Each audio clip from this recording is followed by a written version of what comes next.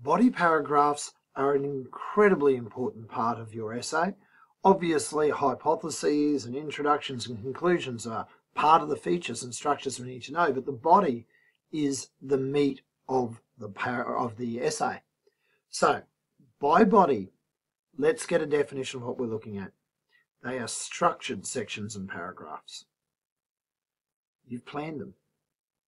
You don't just ramble on aimlessly. This is not a time for free writing, some sort of stream of consciousness. There's structure, there's paragraphs in here, and they're seeking to support your thesis statement or hypothesis through logical argument, and each of those arguments are supported by evidence.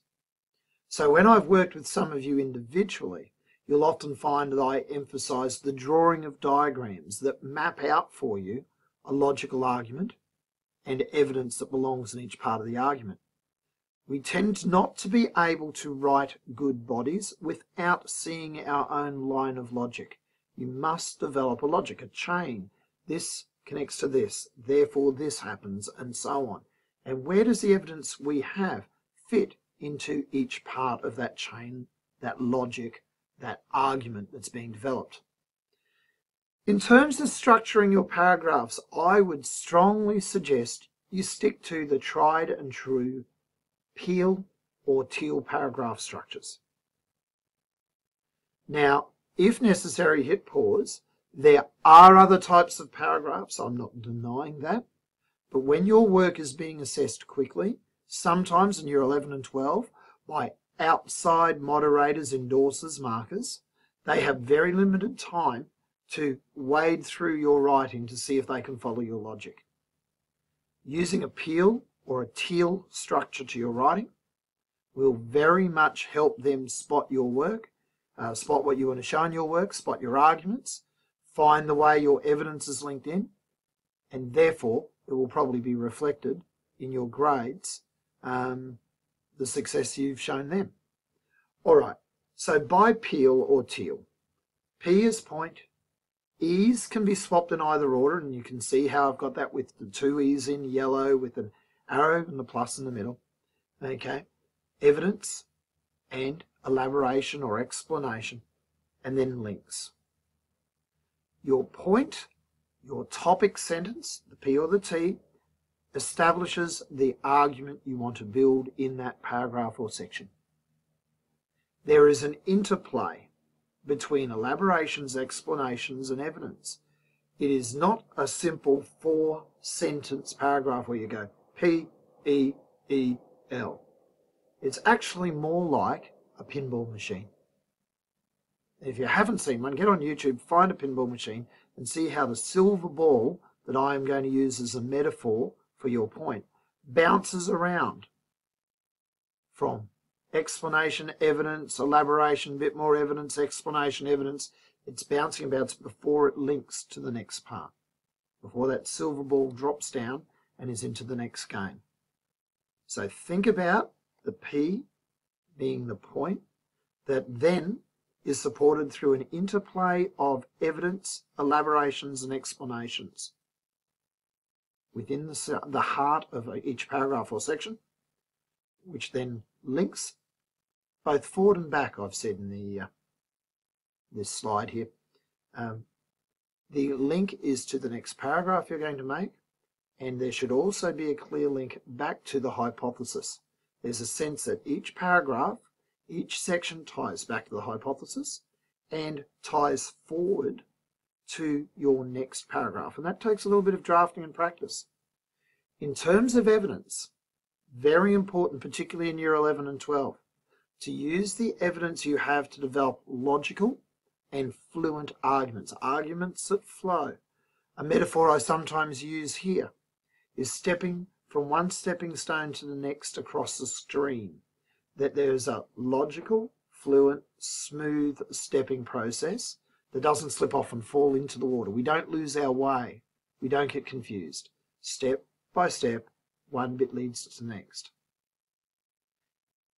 In all of the history year levels, no matter where you are in our courses in grade 7 through to grade 12, we're looking to see that you can interpret, make sense of, evidence, analyse it, discuss the features of evidence, authorship, context, origins, motives, perspectives, and evaluate it. Make decisions about how useful it is, how reliable it is. And we need to be able to demonstrate that to external assessors in our writing. Now, we can write in ways that explicitly evaluate, explicitly analyse and interpret, or implicitly do it. Now, there's a trap in both. The explicit trap is playing buzzword bingo, where we force words in like context and motive and useful and reliable and perspective without any real depth of meaning. We're just ramming those words into our sentences in the hope that just by using that word, someone will give you a grade. The implicit trap is often we're writing quite well. We're being very fluent, but we're just too subtle. And the assessors miss the insights that you've got. So in the example coming up, I'm going to say, well, what could I do to change where I've been implicit and maybe not made my point and turn it into something a bit more explicit? In terms of referencing, by the way, when you're using evidence, in exams, make sure you use a recognisable system of referencing beyond source one, perhaps a cut down version of APA. The sources you're given in the exam usually have an author and a year. Use that in brackets, rather than making up your own system of source one, source two, or some other element. So, following on from the introductory paragraph that I had shown you in a previous video, here is now a large section paragraph of a body. What I want you to do now is hit pause and see if you can identify on this the P sentence or the topic sentence, the linking sentence. This is all one paragraph, by the way. There's 2 indented long quotes in it. See if you can identify the evidence, the referencing, and see where you can see elaborations and linking of ideas and so on. And I'd also like to say to you in here, there are a lot of missed opportunities because this was for a different syllabus, by the way, Year 11 and 12. This wasn't written to reflect an ISMG, this particular paragraph. See if you can see opportunities where you might more explicitly be able to talk about reliability and usefulness. I don't think this paragraph does it very well. Hit pause. Again, I'm going to hit pause. I'll have a sip of a drink. I'm going to restart recording in a moment. Take a moment now to stop the video and have a play through this. Read it. Take your time. Well, I hope you have taken a moment and annotated all over this, and hopefully you've spotted that what it doesn't do well, there's a lot I like about this paragraph. I wrote it, I'm pretty happy with how it read, but what it didn't do was explicitly hit any evaluations or of reliability and usefulness, which are so important in Year 11 and 12. It also doesn't pick up on keywords like context and motives very often, perspectives. We can talk about that in class, but you can see the structures here. There's your topic sentence, your P sentence. There's your link. That hopefully will tie into the next paragraph and tie back to the introduction. The evidence is really clear. I would suggest that wherever there are in-text references, there's been some use of evidence in some way. And then the lighter yellow shade there would indicate the areas where there is some contextual discussion, where it's tying together quotes and so forth.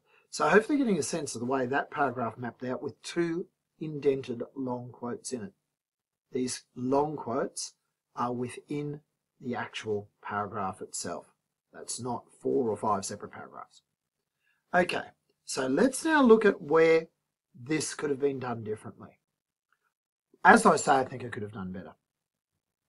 When I was talking about the discussions between Banjo Paterson, the poet, and Henry Lawson, the short story writer, and the way they noticed the behaviour of young people in the towns and the cities of Australia, I could have written something like this, which explicitly evaluates them as sources. Australian writers Lawson and Paterson provide historians with extremely useful insights into the nature of the larrikin urban pushes. Writing to challenge Lawson, Paterson noted that the sound of an Australian city was typified by the roar of trams, buses, and a war whoop with a push. So think about how that flows in nicely, and it's not just buzzword bingo. Another example a little bit further down is where I'm talking about Patterson and his idealised bush imagery. I guess I'm saying that view he puts out, Benjo Patterson, puts out about Australia being typically a bush culture, is not a reliable perspective. So let's see how I could have rephrased this. Patterson idealised the Australian bush, suggesting that it was the true Australia. But such perspectives are unreliable as they de-emphasise the importance of the 19th century Australian cityscape. As soon as I rephrase it in those kind of ways, I'm hitting the year 11 and 12 ISMG's requirement of evaluating the usefulness and reliability of sources. Hopefully that's given you a few ideas.